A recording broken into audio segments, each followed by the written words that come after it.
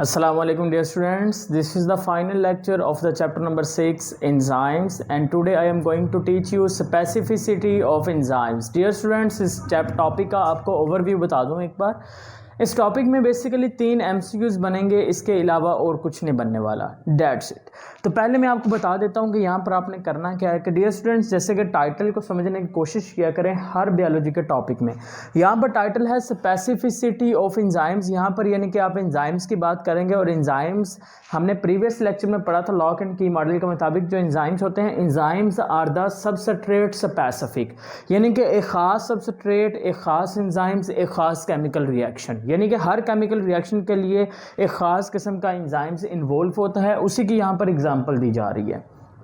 यहाँ पर पहली बात कि अगर हम एंजाइम्स की बात करते हैं तो तकरीबन हमारे पास 2000 से ज़ायद किस्म के ऐसे एंजाइम्स हैं जिनके बारे में हमें इंफॉर्मेशन मौजूद है। अब उन 2000 एंजाइम्स जो हैं, जो 2000 से ज़्यादा किस्म के एंजाइम्स हमें पता हैं, वो जो एंजाइम्स हैं वो तमाम के तमाम enzymes are the substrate specific, यानी कि वो एक ख़ास किस्म के सबस्ट्रेट के ऊपर ही काम करते हैं, यानी कि एक ख़ास किस्म के केमिकल रिएक्शन को प्रोसीड करते हैं। कोई भी ऐसा एंजाइम नहीं है जो हर एक केमिकल रिएक्शन को प्रोसीड कर सके। सो इट्स मीन्स दैट, जैसा कि अगर मैं प्रोटीएज की बात करता हूँ तो डियर स्टूडेंट्स, जो प्रोटीएज एंजाइम है ये सिर्फ क्या करता है, ये प्रोटीन के ऊपर काम करता है, यानी कि प्रोटीन को तोड़ देगा उसके सब यूनिट्स के अंदर। इसी तरह से जो अमाइलेज है, अमाइलेज जो है ये काम करेगा स्टार्च के ऊपर और स्टार्च को इसके सब यूनिट्स में तोड़ देगा।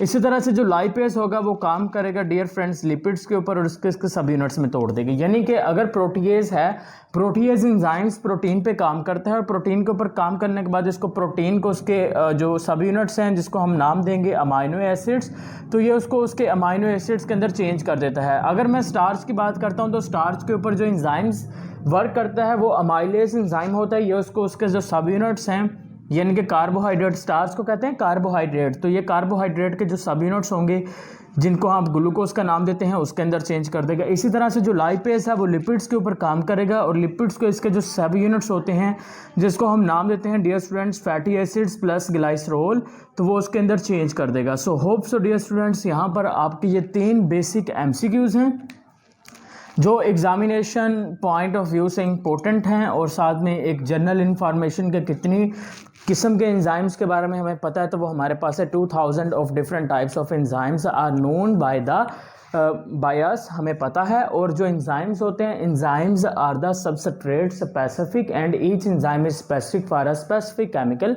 Reaction, that's it.